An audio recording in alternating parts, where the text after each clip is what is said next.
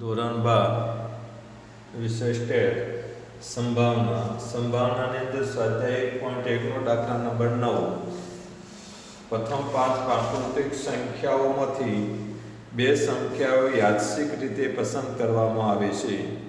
જો પસંદ થયેલ બે સંખ્યાઓનો સરવાળો ઓછામાં ઓછો 6 હોય તે ઘટનાને A અને પસંદ થયેલ બે સંખ્યાનો સરવાળો યુગ્મ હોય તે સંખ્યાને B વડે કહેવામાં આવે તો નીચેની ઘટનાઓનો ગણ લખો અને પૂછેલ પ્રશ્નોના જવાબ આપો.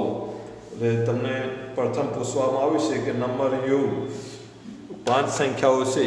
5 સંખ્યાઓમાંથી બે સંખ્યાઓ પસંદ કરવાની છે. સંચય આવૃત્તિ એટલે 5C2 એટલે 5C2 એટલે 10 થાય એટલે 10 સંખ્યાઓ છે. તો યુ બરાબર આપણે 10 સંખ્યાઓ થવી જોઈએ. 5 પ્રાકૃતિક સંખ્યાઓ છે 1 2 3 4 અને 5. જે પ્રાકૃતિક સંખ્યાઓ તમને આપી છે 1 2 3 4 અને 5 આમાંથી બે સંખ્યાઓ પસંદ કરવાની છે. જે સંખ્યાઓ એક પુનરાવર્તિત ના થતી હોય તો આપણે 1 2 એકની સાથે 2 એકની સાથે 3 એકની સાથે 4 એકની સાથે 5. તો બેની સાથે એક નહીં લેવાય કારણ કે 1 ને 2 એટલે બેને એક આવી ગયા છે એટલે બેની સાથે 3 બેની સાથે 4 અને બેની સાથે 5 લેવામાં આવશે. પછી 3ની સાથે 4 અને 3ની સાથે 5 4ની સાથે 5 આ રીતે 10 સંખ્યાઓ આપણે યુ બરાબર લખવાની છે જેને યોગ ગણ તરીકે ઓળખીએ છીએ આપણે. હવે ઘટના એ લેવાની છે. ઘટના એની અંદર કહેવામાં આવ્યું છે કે જે બે સંખ્યાનો સરવાળો ઓછામાં ઓછો 6 થતો હોય બે સંખ્યાનો સરવાળો ઓછામાં ઓછો 6 થતો હોય એટલે 6 તો ખરો પણ 6 કરતો વધારે સરવાળો થતો હોય એવી સંખ્યા લેવાની છે. તો બંને સંખ્યાનો આપણે સરવાળો કરતા જવાનો. દાખલા તરીકે 1 2 તો 3 થાય છે, આ 4 થાય છે, 5 થાય છે, 1 ને 5 6 થાય એટલે આનો સરવાળો આપણે 6 થાય. એટલે જેનો સરવાળો 6 અથવા 6 કરતાં વધારે થતો હોય એવી બધી સંખ્યાઓ લખવાની. એટલે 1 ને 5 6, 2 ને 3 5 થશે લેવાશે નહીં, 2 ને 4 6, 2 5 7, 3 4 7, 3 5 8 અને 4 5 એટલે આટલી 2 4 5 6 સંખ્યાઓ એ બરાબર થશે. હવે ઘટના બી લેવાની છે. ઘટના બી બરાબર બે સંખ્યાનો સરવાળો યુગ્મ હોય તેને ઘટના બી કહેવામાં આવે છે. જે બે સંખ્યાનો સરવાળો લઈએ છીએ એ યુગ્મ હોય એટલે કે બેકી સંખ્યા થતી હોય. તો આ 1 ને 3 એકી છે, આનો સરવાળો કરતો 4 આવે એટલે 1 3 એટલે 4 લેવાનો છે. આનો સરવાળો 5, આનો સરવાળો 6 થાય છે એટલે બેકી સંખ્યા છે. આનો સરવાળો 2 3 5 થાય છે, 2 4 6 થાય છે એટલે બેકી સંખ્યા છે.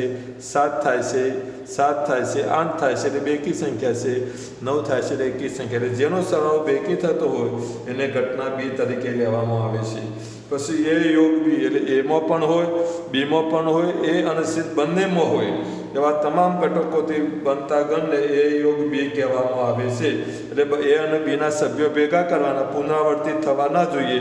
એટલે 1 3 1 3 1 5 એટલે એક વખત લેવાના, 2 4 એક વખત લેવાના, 3 5 પછી 2 5 3 4 3 5 અને 4 5 એ યોગ એ અને બીના સભ્યો ભેગા કરવાના, પુનરાવર્તિત ન થાય એ માટે. પછી એ છે બી બંનેમાં કોમન હોય એવી સંખ્યા લેવાની. તો 1 3 નથી, 1 5 બંનેમાં આવ્યા છે એટલે આ કોમન સંખ્યા. 2 4 બંનેમાં છે અને બી બંનેમાં, 3 5 બંનેમાં છે એટલે આ એ છે બી 1 5 2 4 અને 3 5.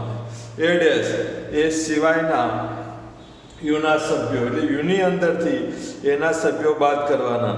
એટલે યુની અંદરથી એના સભ્યો આપણે બાદ કરીએ, યુની અંદરથી એના સભ્યો બાદ કરીએ તો કઈ રીતે બાદ થાય આપણે જોવાનું છે. તો એના સભ્યો તમને આપી દીધા છે 1 5 2 4 એની અંદરથી આપણે યુની અંદરથી બાદ કરવાના છે. એટલે 1 5 2 4 2 5 3 4 3 5 અને 4 5 એ સિવાયના 1 2 1 3 1 4 આપણે લખીએ. એટલે 1 2 1 3 1 4 અને 2 3 લખીએ એટલે આપણો જવાબ આવી જશે 2 અને 3. તો આ રીતે. પછી 7મો એ માઇનસ બી એટલે એની અંદરથી બીના સભ્યો બાદ કરો. એટલે 1 3 નથી તો 1 3 લખે, 1 5 આપણે બાદ કરવા, એની અંદરથી બીના સભ્યો 1 5 બાદ કરો, 2 4 બાદ કરો, 3 5 બાદ કરો. તો બાકી જે રહ્યું એ આપણે લખવાનું 2 5 3 4 અને 4 5. A ડેશ છેદ બી એટલે બીની અંદરથી એના સભ્યો બાદ કરો એટલે ફક્ત 13 જ આવશે. આગળ નંબર 8 A ડેશ છેદ બી. A ડેશ છેદ બી એટલે બીમાંથી એના સભ્યો બાદ કરીએ એટલે બીની અંદરથી એના સભ્યો બાદ કરીએ એટલે 15 બાદ કરીએ, 24 બાદ કરીએ, 25 નથી એ 35 બાદ કરીએ તો બાકી કેટલા રહ્યા? 13. દાખલા નંબર 9 પોઈન્ટ નંબર 9 શું ઘટનાઓ એ અને બી પરસ્પર નિવારક કહેવાય? કારણ આપો. નિવારક ઘટનાઓ ક્યારે કહેવાય? કે A છેદ બી બરાબર 5 થતું હોય ત્યારે નિવારક ઘટનાઓ કહેવાય. તો A છેદ બી બરાબર 3 સભ્યો આપેલા છે એટલે નિવારક ઘટનાઓ નથી. નંબર 10 આ પ્રયોગના નિદર્શ અવકાશના નિદર્શ બિંદુઓની સંખ્યા લખો. એટલે નિદર્શ બિંદુઓ 5C2 એટલે 10 થાય છે એટલે સંખ્યાઓ થશે 10. જય હિન્દ.